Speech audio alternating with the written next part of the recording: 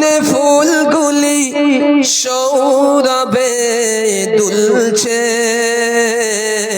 রসুল এসেছে, হাবিব এসেছে, রসুল এসেছে, হাবিব এসেছে।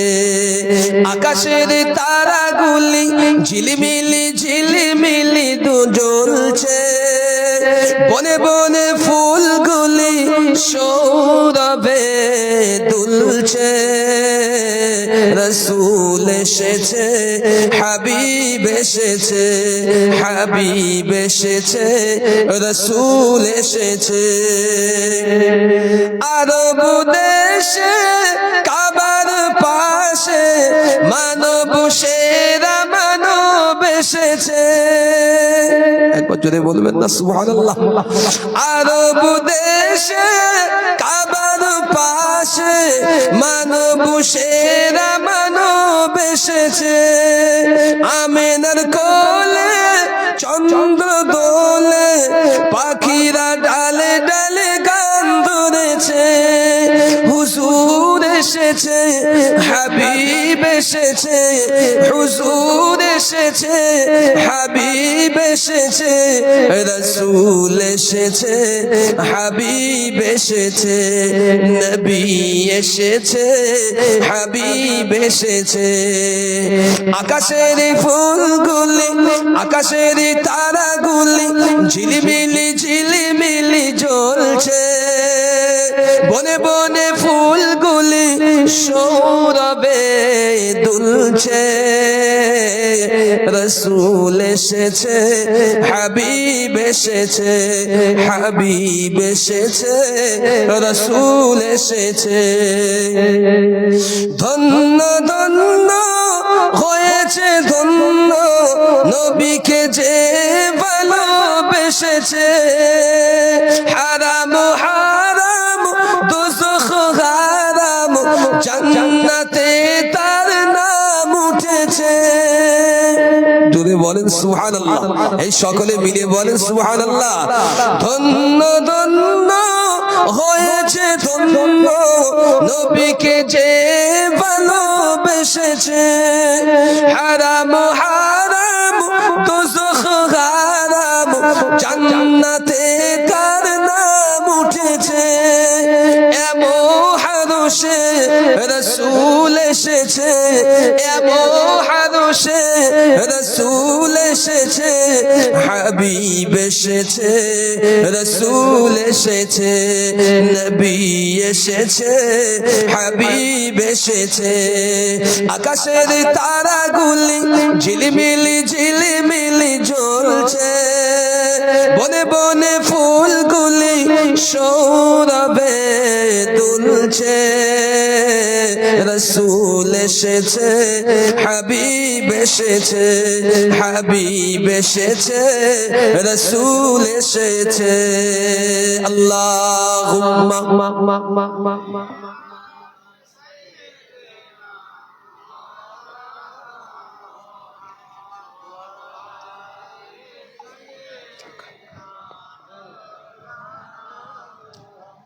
যে কথা একটু অন্যদিকে যাবো বোঝানোর জন্য, আপনাদের অসুবিধা হচ্ছে না তো? জি আলহামদুলিল্লাহ। শোনেন, সংক্ষিপ্ত করছি ওটা। নবীদের সাহাবীদের বিষয়ে আমি আপনাকে আবারও বলছি, হাজারো বার বলি আমি ওয়াজ নসিহতে, যদি কখনো কিছু শোনার ইচ্ছা হয় আল্লাহ নবী এবং সাহাবীদের বিষয়ে শুনবেন, কলিজায় শান্তি পাবেন, অন্তর আল্লাহ পরিষ্কার করে দেবে, তাতমাইন্নুল কুলুব, আল্লাহ কলবটাকে পরিষ্কার করবে। কারণ এরা হচ্ছে কোরআনের অংশ, এরা কোরআন হাদিসের অংশ, এরাই লিখেছে হাদিস, রাসূলের মুখস্থিত হাদিসগুলো আল্লাহ নবী সাহাবীরা আমাদের কাছে বর্ণনা করলেন।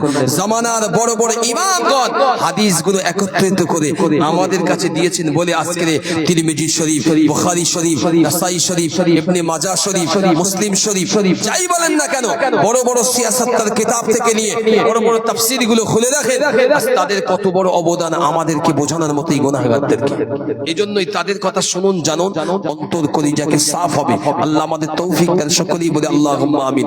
যে কথা বলছিলাম, নবী সাহাবী হযরত মুগীরা ইবনে শুবা, একদম শেষের দিকে বলছি হুজুর, বেশি লম্বা চওড়া জীবনে আমি যাব না। কোন এক তারিখে ফাইনালে উনি একটা যুদ্ধে পাঠিয়েছেন হযরত উসমান গনি রাদিয়াল্লাহু তাআলা আনহুর খিলাফতে। ইরানীয়দের বিষয় মনে রাখুন, ইরান তখন মুসলমান ছিল না। তো ইরানের বাদশার কাছে গিয়েছে, গিয়ে বলেছে যে আমার নবী বলেছে তোমরা ঈমানের কলমা পড়ে নাও, আমরা কোনোদিন তোমাদের এলাকায় আসবো না, জীবনে কখনো তোমাদের গায়ে ঘেঁষবো না। ইরানের বাদশা বললেন শোনো, আমরা তোমার নবীর কথা কি, বলছি এক আল্লাহকে মানতে হবে এবং আমার নবীকেও তার নবী বলে সাক্ষ্য দিতে হবে। ভালো কথা, আর কি, কোন এতিমের মাল বা হক মারা যাবে না, কোন মানুষের কাছে জোর জবরদস্তি করে নেওয়া যাবে না, আর এই দুটি জবান ও হাফিজুল লিসান, যেটাকে আল্লাহ কন্ট্রোল করতে বলেছেন, এই হাফিজুল লিসান জবানটাকে মিথ্যা দিয়ে ডোবানো যাবে না।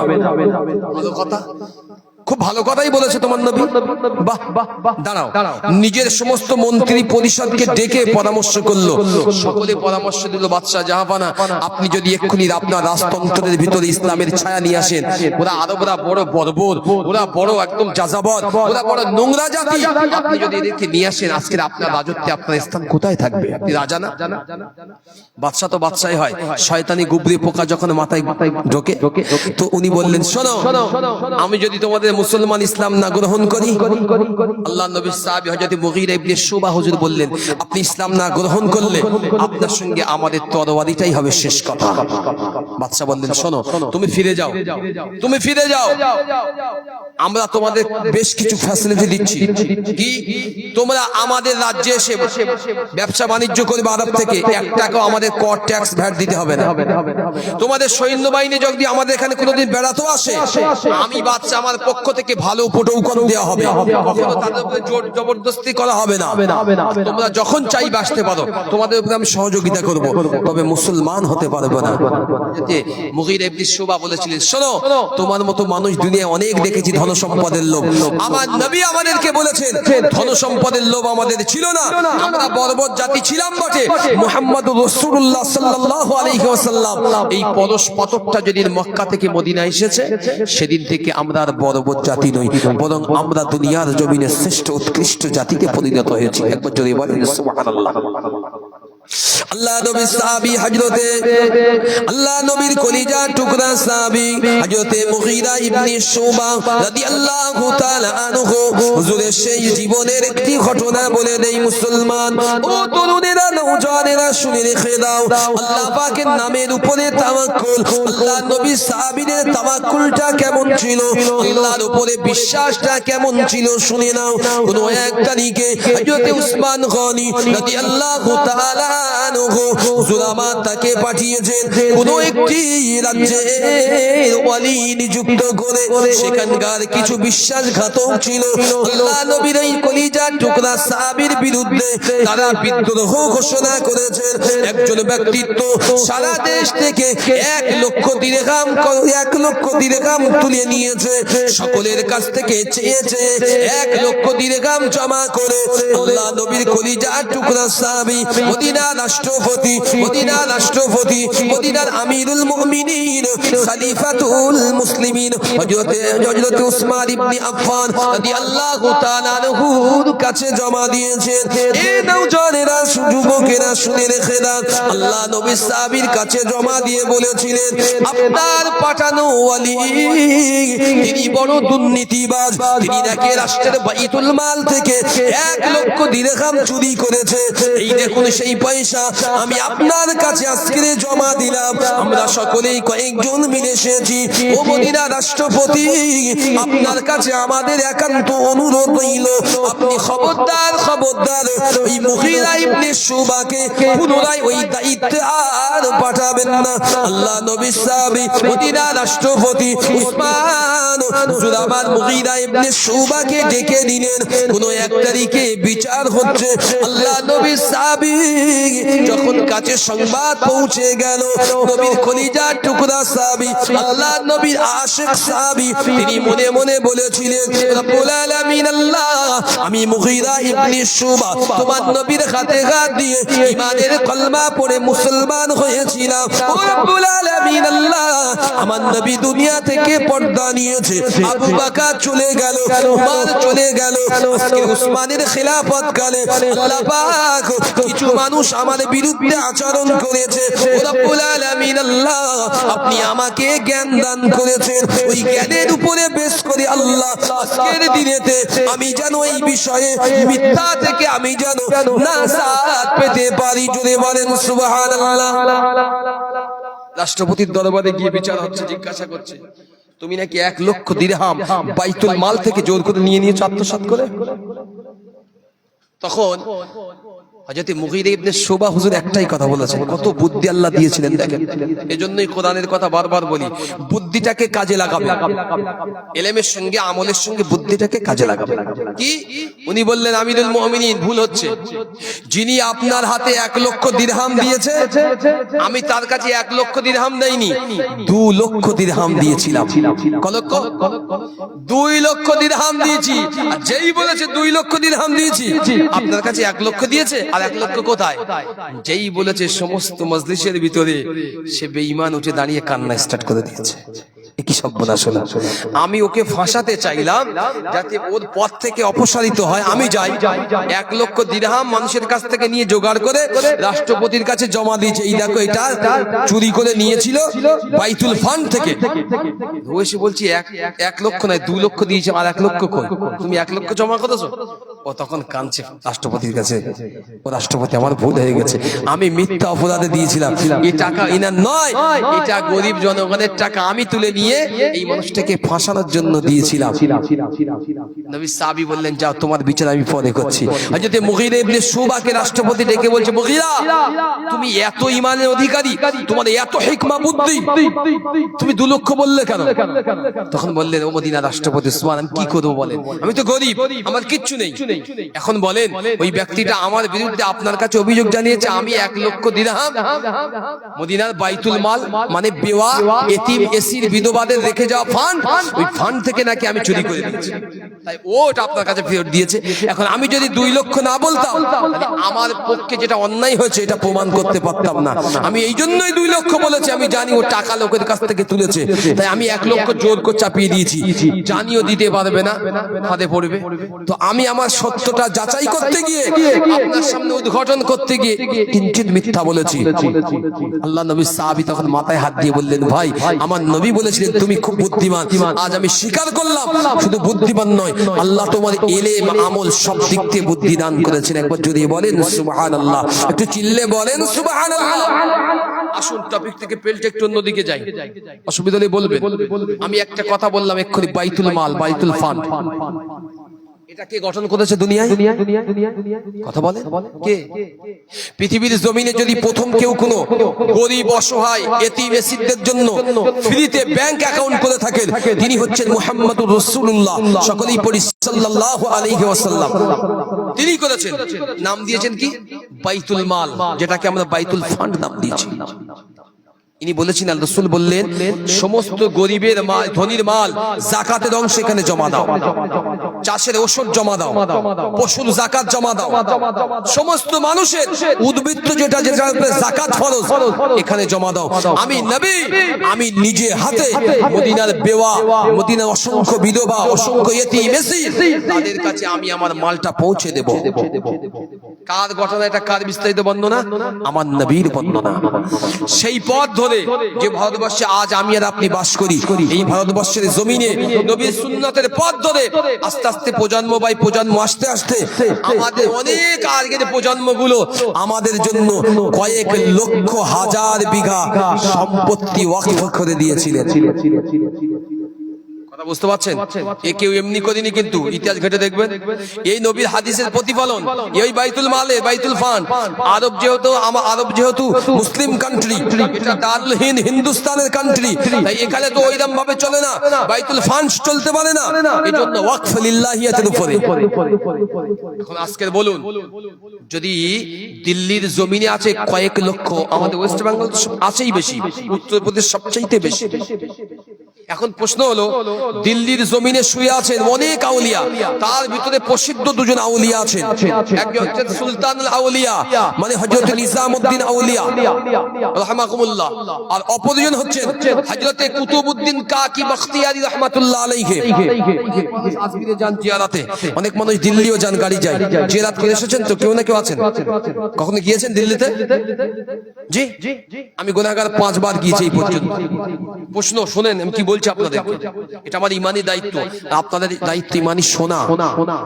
কি কুতুবউদ্দিন কাকি হুজুরের মাজার থেকে একটু করে দূরত্ব অবস্থিত কুতুব মিনার। এই কুতুব মিনার থেকে ভারত সরকার প্রত্যেক বছরে ইনকাম করে 6.5 কোটি টাকা। কত বললাম? 6.5 কোটি টাকা টিকিট। তাজমহল, এই তাজমহল থেকে ভারতবর্ষে প্রতি বছর আপনার 137 থেকে 42 কোটি টাকা ইনকাম করে ভারত সরকার।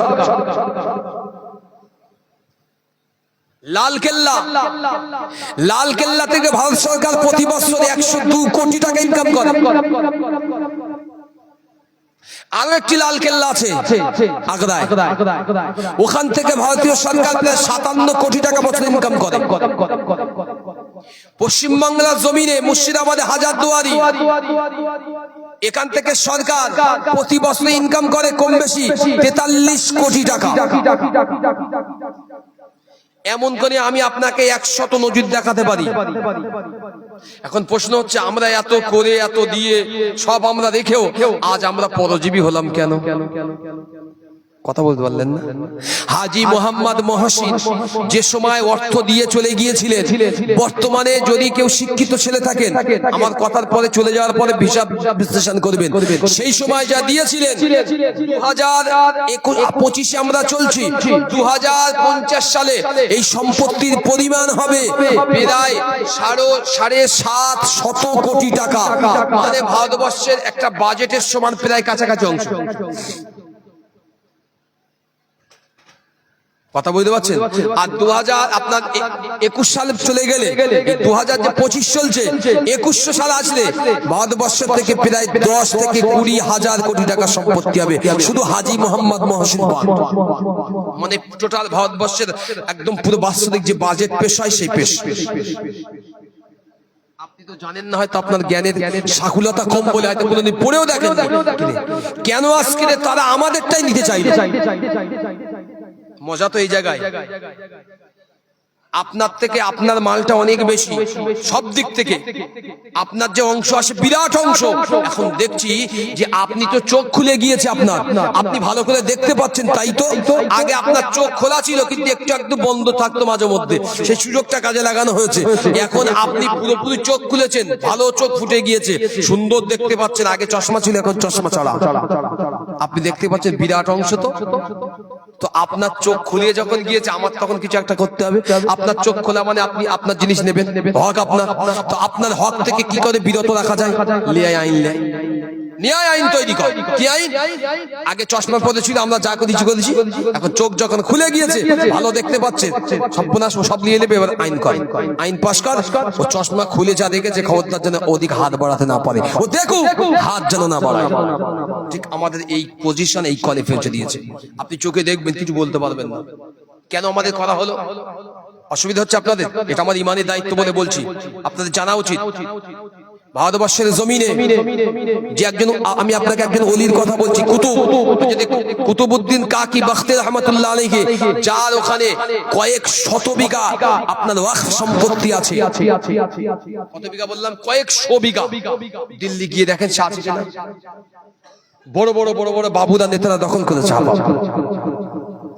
এখন এই নেতাদের যদি তুলতে যান আপনি, কি করা যায় বলেন? এই নেতাদের তুলতে গেলেই সঙ্গে সঙ্গে আইন প্রয়োগ হবে, বোর্ড নতুন করে দেখবে, কালেক্টর দেখবে, না নেতার থাক, আর যাবে না। মোটামুটি আপনি যাকে ভালোবাসেন তার কোলে দেওয়ার জন্য এই আইনটা তৈরি হয়েছে। যদি কুতুবউদ্দিন কাকি বখতি রহমাতুল্লাহ আলাইহি তাকে কাকি বলা হতো, কার্ক মানে রুটি, রুটি কার্ক মানে রুটি, তুর্কি ভাষা বা ফার্সি ভাষায় কার্ক শব্দ অর্থ হচ্ছে রুটি। উনি যখন নামাজ আদায় করতেন, এই নামাজের মুসাল্লা পাটি তুলতেন, আল্লাহর প্রদত্ত জান্নাত থেকে রুটি এসে গরম রুটি, আল্লাহর প্রদত্ত রুটি এখানে ওনার জমাকৃত থাকতো। এই জন্য কার্ক বলা হতাম। তুর্কি ভাষায় কার্ক মানে রুটি। যখনই ইচ্ছা হতো তখন এখান থেকে কার্ক বার করার উনি বার করতেন, আর রুটি সমস্ত মুরিদদেরকে দিতেন, নিজেও খেতেন। আজও পর্যন্ত দিল্লি কুতুবউদ্দিন কাকি বখতি রহমাতুল্লাহ মাজারে যাবেন, তাবারুক হিসাবে দেওয়া হয় সিকি ইঞ্চি পুরু। ইতিহাসগুলো শুনে নেন। সিকি ইঞ্চি পুরু 3 ইঞ্চি ব্যাস, সিকি ইঞ্চি পুরু 3 ইঞ্চি ব্যাস যুক্ত একটা গোলাকার বৃত্ত রুটি। 2 ধরনের রুটি হয় এখন হুজুরের ওখানে তাবারুক হিসাবে। এক ধরনের রুটি হচ্ছে নুন দিয়ে আটা গোলা রুটি, আর এক ধরনের রুটি হচ্ছে উন্নত একটু ঘি দিয়ে, তার উপরে কিছু কিছু হালুয়া দেওয়া হয়। এটা হচ্ছে খাজা কুতুবউদ্দিন কাকি রহমাতুল্লাহ আলাইহির নিজস্ব স্টাইলে রুটি দেওয়া হয়, আল্লাহ পাকের পক্ষ থেকে পেতেন। একবার জোরে বলেন সুবহানাল্লাহ। সেই মানুষটার কুতুব মিনার বলছে কিছুদিন পরে বলছে ভেঙে দেবো। কথা বুঝতে পারলেন না? বলছে কুতুব মিনার ওয়াকফ থাকবো না, ভেঙে দেবো। ওখানে আমরা সরকারি অন্য কিছু করবো, ভাড়া দেবো। কি করবেন? মাজার ভেঙে দেওয়া হবে, করবেন কি? কবরস্থানে বুলডোজার দিয়ে, আমার আব্বা 40 বছর, আপনার দাদু মরেছে 40 বছর আগে, হাড় হাড্ডি যখন পড়ে আছে, সেই কবরে বুলডোজার দিয়ে চালিয়ে উল্টে দেবে, কবরস্থান ধুলিস্যাৎ করবে। কি করবে? কিন্তু মসজিদে ঘন্টা তসবিহ করে লা ইলাহা ইল্লাল্লাহ, আল্লাহ বাঁচাবে না।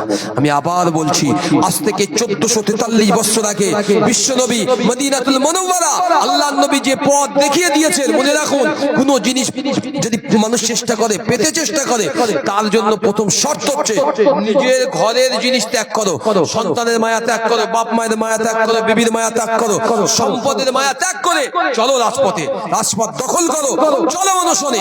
দেখি জাত পাত ভুলে আমাদের ভিতরে দল জাত পাত মত নির্বিশেষে কে কি করলো আমার দেখার দরকার নেই। আপনি চাকরি করেন, আপনার চাকরি থাক, আমি ওয়াজ করি, আমার ওয়াজ থাক, ইমাম ইমামতি করি, ইমামের ইমামতি থাক, অটো চালাই, রিকশা চালাই, থাক, প্রত্যেকের কর্মজীবনে একটা একটা আছে থাক, প্রত্যেকে একসঙ্গে প্রত্যেকে স্টেট থেকে বার হন, 1 কোটি করে মুসলমান চলেন, দিল্লি পুরো জাম করে দেন, পার্লামেন্ট সংসদ ভবন ঘেরাও করেন, নবীর নবাবী পথে চলেন, কোনো ভাঙচুর নয়, সুন্নাত অনুযায়ী চলেন। ওখানে আমরা যাব যতদিন পর্যন্ত বিল প্রত্যাহার না করবে, নবীর সৈনিকেরা ঘরে ফিরবে না। যদি করতে পারেন তবে বিল ফেরত আসবে, আর না তো নিজেদের মতো করে আমি একটা নেতা, আমার 500 ফলোয়ার আছে, চলো অমুক মোড়ের মাথায় আজকের মিছিল করেন না, আপনার মিছিলে কেউ দাগ দেবে না। আমার কথা বুঝতে পারছেন? আল্লাহ রাসূল বলেছিলেন এই কথা, সাহাবীরা একা একা কোনো জায়গায় গিয়ে কোনোদিন কোনো স্বাধীনতা মানুষ লাভ করতে পারে না। যখন ইউনিট গঠন হয়, সকলে জমে যায়, তখন কিন্তু একটা মানুষ এদিকে ধ্যান দিতে বাধ্য হয়, এদিকে ধ্যান দিতে বাধ্য হয়। আবু জাহেল, উতবা, সাইবা, শিবা, মুগীরা নবীর কথায় প্রথম বেশি কিছু বলেনি। যখন দেখলেন একের পর এক মানুষ আল্লাহ নবীর হাতে হাত দিয়ে মুসলমান হচ্ছে, বায়াত হচ্ছে, তখন আবু জাহেলদের জ্বলে যাচ্ছে। হতে যেদিন উমর ইবনে খাত্তাব মুসলমান হলেন, সেদিন মক্কায় আলোড়ন পড়ে গেল, হায় রে, এবার তো আমাদের শক্তি নির্ধারণ কমে যাচ্ছে, আমার শক্তি দেখাতেই হবে। তখন থেকে কাফেররা আল্লাহর নবী ও সাহাবা আজমাইনদের উপরে অত্যাচার শুরু করেছিল। তা যখন দেখলো আমাদের দল সংকীর্ণ হয়ে যাচ্ছে, মুসলমানের সংখ্যা বেশি হচ্ছে, ইমানি ওয়ালাদের বেশি হচ্ছে, চল শিগগির লাঠি নিয়ে চলো, ওদের মার, ওদের ভাতে কষ্ট দে, ওদের পড়ায় কষ্ট দে, খাওয়ায় কষ্ট দে, দোকানে কষ্ট দে, মালে কষ্ট দে, সামানে কষ্ট দে, থাকায় কষ্ট দে, তবে ওরা বুঝতে পারবে আমাদের সঙ্গে সত্যতা। আজকে ঠিক এই পর্যায়ে আমাদের করেছে, আমরা কোনো অন্যায় করিনি, কোনো অন্যায় করিনি। দাড়ি টুপি এটা আমাদের শান, এটা আমাদের ইজ্জত, এটা আমাদের পুরুষত্বকে এখনো চাঙ্গা রেখেছে। আমি বলি এটা আমাদের কোনো অপরাধ নাই। তুমি যেখান থেকে এসেছো ঝুলি নিয়ে সেখানে যাও না। কেন? কে বলেছে কাটি দিতে আমাদের বিলে? আমার পূর্বপুরুষ যা রেখে গিয়েছে এটা আমার। আমাদের ঘরের সন্তান যদি ভালো পড়াশোনায় হয় তার জন্য বৃত্তির ব্যবস্থা আছে। একটা ছেলে ডাক্তারি পড়বে, গরিব মানুষ, পয়সা নেই, হাজী মোহাম্মদ মহসিন ফান্ডে সে যদি আবেদন করে তার জন্য একটা মোটা অঙ্কের অর্থ দেওয়া হবে।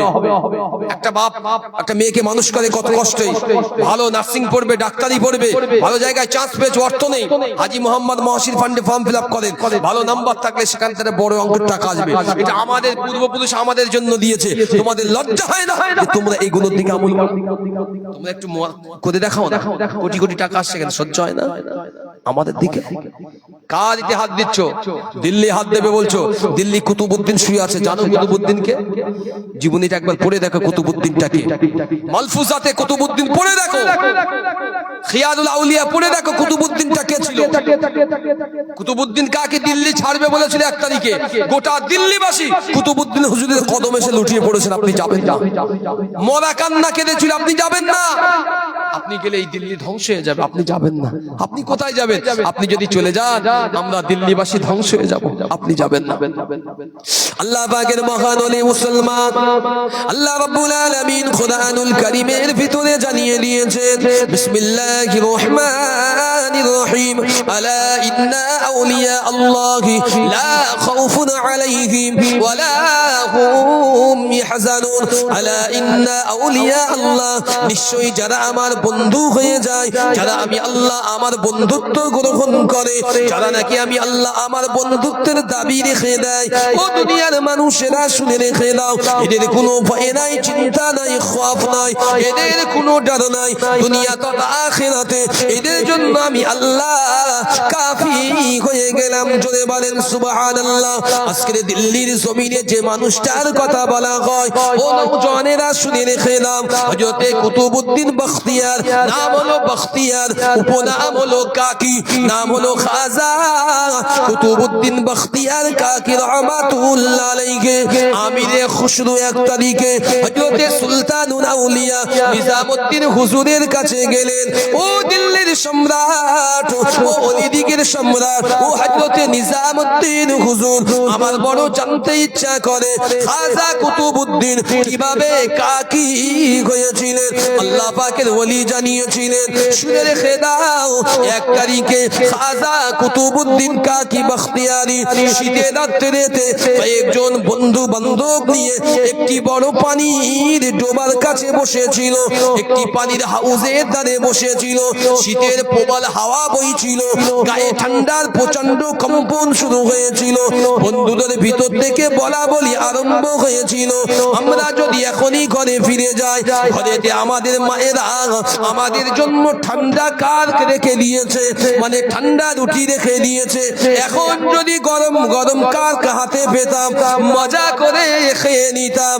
ও আল্লাহ পাকের ওলি, শুনে রেখে দাও, হযরত নিজামউদ্দিন আউলিয়া হুজুরের বর্ণনা, কুতুবউদ্দিন ওই বন্ধুদের সামনে ওই পানির হাউসের ভিতরে ওই রাতের অন্ধকারে হাতটা ঢুকিয়ে দিয়েছেন, গরম গরম গরম গরম রুটি ওই পানির ভিতর থেকে টেনে বার করে বন্ধুদেরকে খাইয়েছিলেন। জোরে বলেন সুবহানাল্লাহ। শীতের রাত্রে বড় পানির হাউস বলা হয়, যারা বাইরে যান বুঝতে পারবেন। আমরা টিউবওয়েল অহরহ পাই, বাইরে পাবেন না। ঠিক এরাম 10 ইঞ্চি বাই 10 ইঞ্চি কাতনি আঁচির ভিতরে পানি পানা থাকে বাইরে, দেখবেন বড় বড় ধাবায়। হাউসে বসেছিলেন শীতের রাত্রে, বন্ধুরা বলছে বাড়ি গেলে মা তো এখন গরম না, ঠান্ডা রুটি দেবে। ঠান্ডা কার? যদি একটু গরম রুটি পেতাম এই শীতের রাত্রে অন্তত জানটা জড়িয়ে যেত। কুতুবউদ্দিন হুজুর ওই হাতটা নিয়ে ওই হাউসের পানির ভিতরে দিয়েছে, আল্লাহর নামে হাত বের করেছে। যত কটা বন্ধু প্রত্যেকের জন্য দুটো দুটো দুটো করে কার ওই পানির ভিতর থেকে দুটো করে রুটি, গরম রুটি বার করে হাতে দিয়েছিলেন। যদি বলেন সুবহানাল্লাহ। সেই দিন থেকে কার তার উপাধির সঙ্গে জুড়েছে।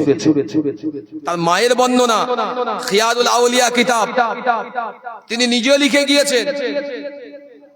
তিনি কুতুবউদ্দিন বখতিয়ারি, তিনি নিজে লিখেছেন মালফুজাতে বখতিয়ারের ভিতরে তার মায়ের বর্ণনা, আমার কুতুবউদ্দিন যেদিন দুনিয়ার জমিনে জন্ম নেবেন, ভূমিষ্ঠ হবে, আমি তার মা, তখনও পর্যন্ত আমার পেটের প্রস্রাব বেদনা শুরু হয়নি, আমার কুতুবউদ্দিন আমার গর্ভে। আমি জানি কুতুবউদ্দিন 2-1 দিনের ভিতরে ভূমিষ্ঠ হবে। রাতের বেলা আমি মা শুয়ে আছি, আমি দেখতে পাচ্ছি আমার ঘরের ভিতরটা নূরে আলোকিত হয়ে গেছে, নূরে নূর হয়েছে।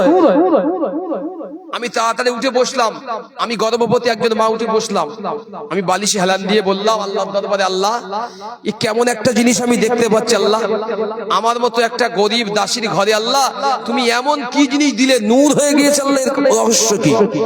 প্রত্যেক আওয়াজ আসলো, ও আল্লাহর বান্দি শোনো, কিছুক্ষণের ভিতরে তোমার গর্ভ থেকে আল্লাহ একটা সন্তান দুনিয়ায় ভূমিষ্ঠ করাবেন, এই সন্তানের কলবে নূর এখন তোমার ঘরের ভিতরে পতিত হচ্ছে। একবার যদি বলেন সুবহানাল্লাহ। এই কথা শেষ করলাম, কিছুক্ষণের ভিতরে আমি মা, আমার গর্ভে প্রস্রাব বেদনা উঠেছে, আমি আমার কুতুবউদ্দিনকে আমি প্রস্রাব করলাম, তাইমা হাতে নিলেন কুতুবউদ্দিনকে, তাইমা হাতে নিলেন, আমি দেখলাম আমার সন্তান সিজদায় আছে, সিজদায়। হঠাৎ আওয়াজ আসলো, তাড়াতাড়ি সন্তানটাকে গোসল দাও। আমার কুতুবউদ্দিনকে গোসল দিয়ে তাড়াতাড়ি আমার কুতুবউদ্দিনকে ঢেকে দেওয়া হলো, যাতে আল্লাহর মাহবুব কুতুবে লজ্জাস্থান যেন অন্য কেউ দেখতে না পায়। একবার যদি বলেন সুবহানাল্লাহ। আপনি আর আমি ঠাট্টা করতেই পারি, বিদ্রুপ করতেই পারি, যে কি করেছে উনি, যা করেছেন শুনলে আপনার চলক নড়ে যাবে। ছোট্ট জীবনে উনি যা করেছেন, ওনার জীবনীর ভিতরে একটু খুঁজে দেখেন, এই টোটাল জিন্দেগির ভিতরে যা করেছেন। উনি প্রথমে হযরত খাজা মাইনুদ্দিন হাসান চিশতি রাহমাতুল্লাহ আলাইহির হাতে মুরিদ হয়ে বায়াত হয়েছিলেন। যদি বলেন সুবহানাল্লাহ। হুজুরের 4 বছর বয়স, 2 বছরে বাপ মারা গিয়েছেন, 4 বছর বয়স। মা গ্রামের একটা লোককে ডেকে বলছে, বাবা আমার এই বাচ্চা কুতুবউদ্দিনকে একটু মক্তবে পাঠাবেন। এই আপনাদের এখানে মক্তব আছে না? নাই আছে না বাচ্চাদের পড়ানোর জন্য? মা বলছে আমার বাচ্চাটাকে একটু মক্তবে পাঠাবে, দিয়ে যাবে? হ্যাঁ দেন। মা কিছু মিষ্টান্ন মানে মিষ্টি খাবার, ছেলে প্রথমে সন্তান মক্তবে যাবে, তাই মা আনন্দে কিছু মিষ্টান্ন নিয়ে কুতুবউদ্দিনের হাতে দিয়ে বলছে, বাবা এটি নিয়ে এই ব্যক্তির সঙ্গে সিধা মক্তবে যাও, খবরদার আল্লাহর কোরআন পড়ে তবেই ঘরে ফিরবে। আল্লাহর ওলির কিতাবের ভিতরে এসেছে, মুসলমান খিয়ারুল আউলিয়া নামক কিতাবের ভিতরে এসেছে, হযরতে কুতুবউদ্দিন বখতিয়ারি কাকি রাহমাতুল্লাহ আলাইহির আম্মা জানের বর্ণনা। আল্লাহর ওলি ছোট্ট 4 বছরের কুতুবউদ্দিনকে গ্রামের মানুষের হাতে তুলে দিয়ে, হাতে মিষ্টান্ন খাবার দিয়ে মা মক্তবে ছেলেকে পাঠিয়ে দিয়েছে। ও জানেরা, যুবকেরা, আল্লাহর ওলি হযরতে কুতুবউদ্দিন হুজুরকে ধরে ওই মানুষটা মক্তবের পথে হাঁটা লাগিয়েছেন। আল্লাহর ওলি যখন হেঁটে হেঁটে যায়, ওই মানুষটাকে ধরে নিয়ে যায় কুতুবউদ্দিনকে।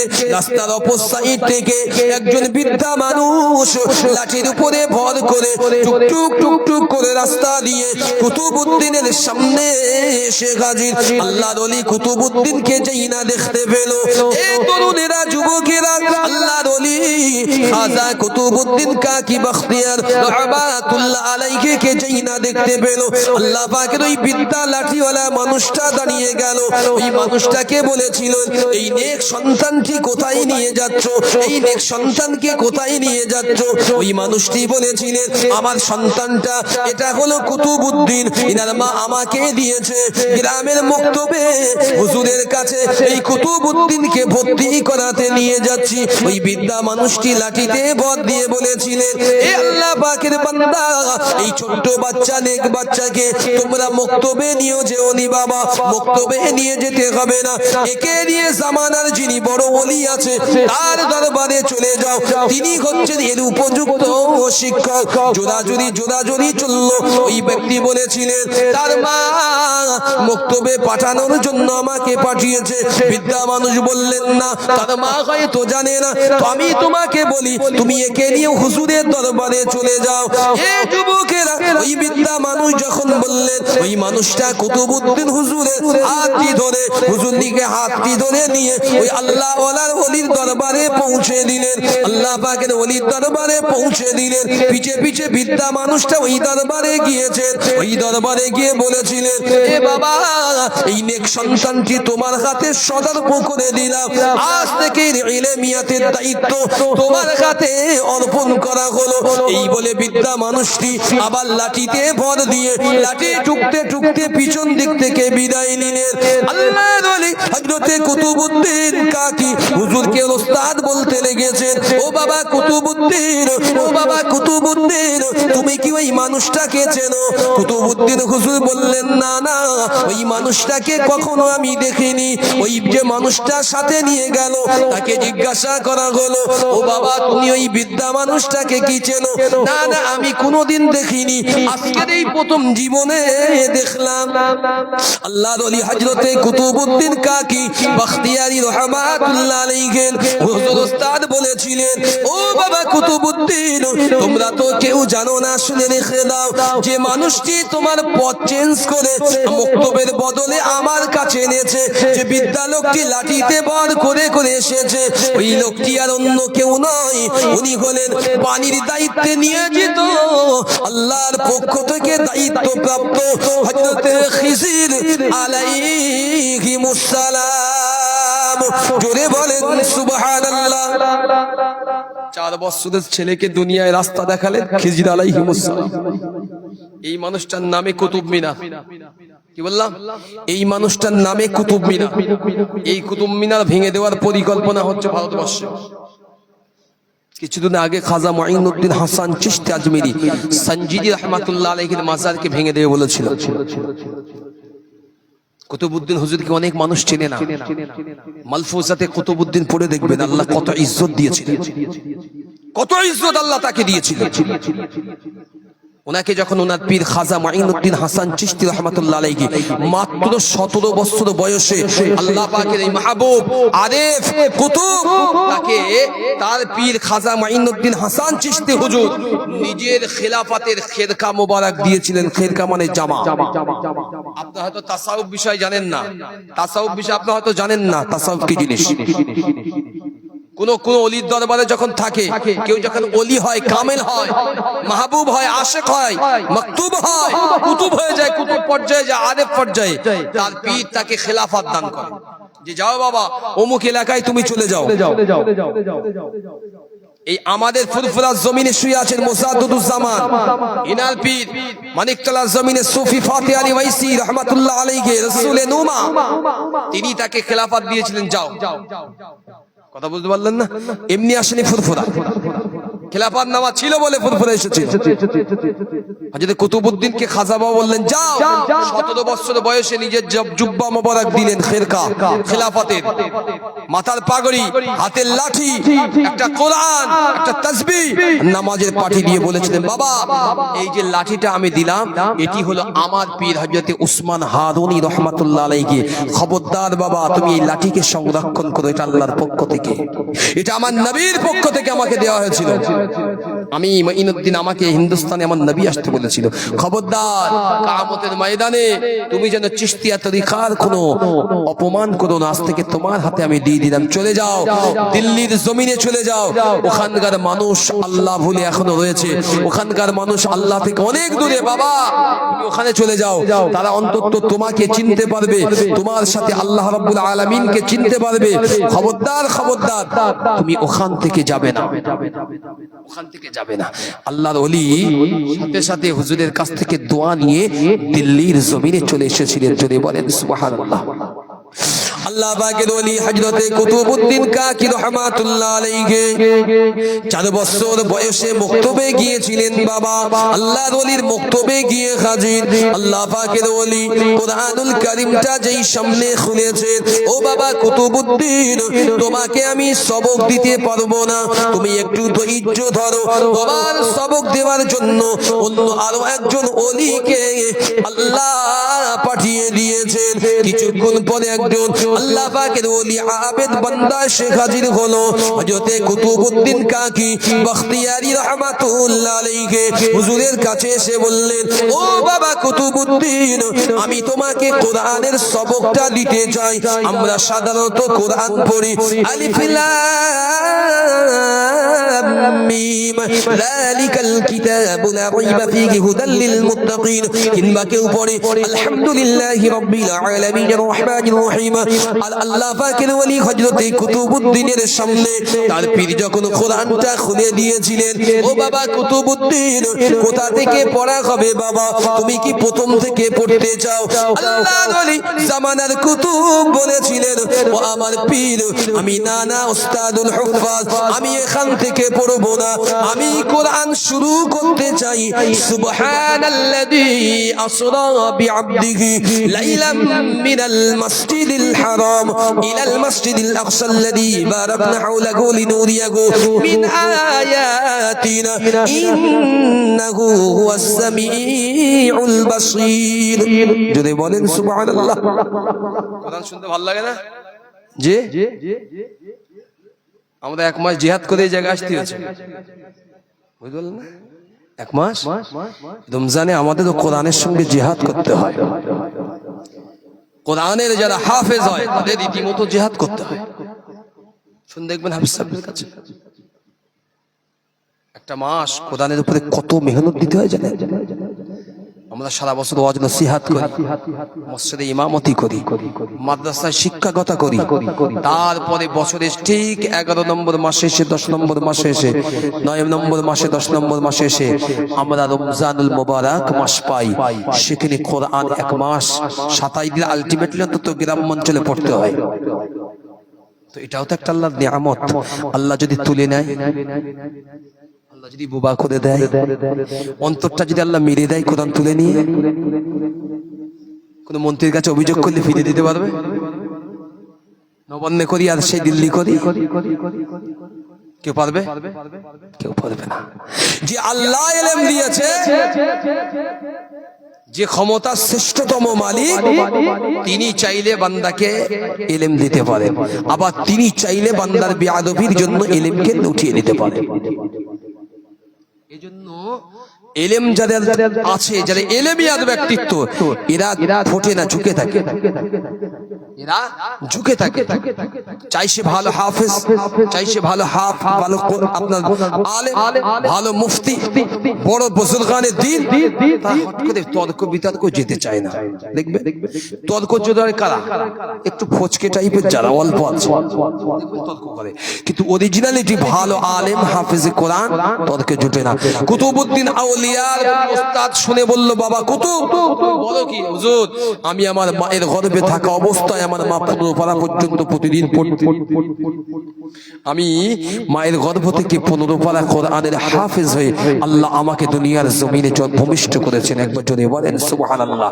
মাত্র 4 দিনের ভিতরে বাকি 15 পারা হাফেজে কোরআন সম্পূর্ণ করে 4 দিনে দিল্লির সম্রাট কুতুবউদ্দিন কাকি বখতিয়ার রহমাতুল্লাহ আলাইহি 4 দিনের ভিতরে কোরআনের হাফেজ কমপ্লিট করেছিলেন। জোরে বলেন সুবহানাল্লাহ। এটা তার জীবনী বর্ণনা দিয়েছে।